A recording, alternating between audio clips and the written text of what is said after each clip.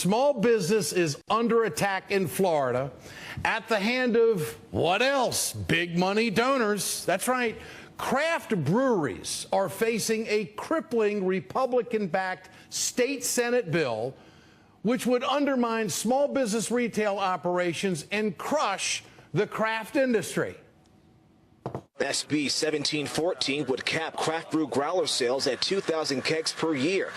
In short, SB 1714 would force a brew house like Funky Buddha to sell their beer to a distributor and then buy it back at a markup and then resell the beer to customers. Almost all believe there's more than beer at stake. If you want a Bud Light, don't come here.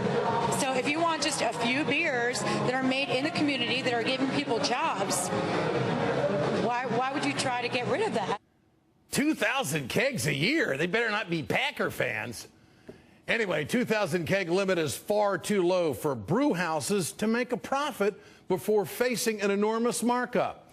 Now, starting a new business would become nearly impossible in this industry. The Florida Beer Wholesalers Association, well, they back the constricting bill. They're all for it. You see, the organization partners with Miller Coors and Sam Adams, who have thrown huge campaign contributions to the senators who voted and who have voted on Senate Bill 1714. Now, the Florida Senate has voted to drown out the competition. No surprise here. Governor Rick Scott backs the measure as well. And, of course, the Senate bill directly pits small craft breweries against massive national companies. Big business has pumped money into the national elections, local school board elections. Think about that. And now they're after your cool ones. Joining me now is Joe Redner. Joey Redner, he is the founder and CEO of Cigar City Brewing of Tampa, Florida. Joey, good to have you with us tonight. Thanks so much.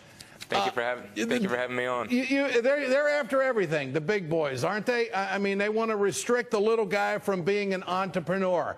Isn't that what this is? I think it's definitely an effort to curtail the growth of craft beer. It's still very small, and it seems like they almost specifically targeted that sweet spot of growth that breweries need to hit. You don't really become profitable as a packaging brewery until you start to get up into the 5,000 barrel plus range. And I think that was one of the reasons they set the number so low, is pretty much just to curtail it ever getting to that point. I mean, the competition knows exactly what you're doing. They know the numbers. They know what's going to make it tough for you. I think this is pretty much anti-Republican, isn't it? I mean, this is government intervention. This is what the Republicans believe in all the time. They want the entrepreneur to go ahead and succeed, yet they're backing people that are going to squash guys like you into the hardship. Yeah, ostensibly it would be something that would be, Republicans would be diametrically opposed to. It's picking winners and losers. It's taking profits from one company and moving them into the bank accounts of another company without that company adding any value into the system. So yeah, I'm as confused by it as most people are, and I really don't understand I don't understand how you can get that far from what you say and what you do. Well, they don't want you around. That's what it seems like to me. I'm a guy that's looking at this from afar. I mean, we've seen this dance before.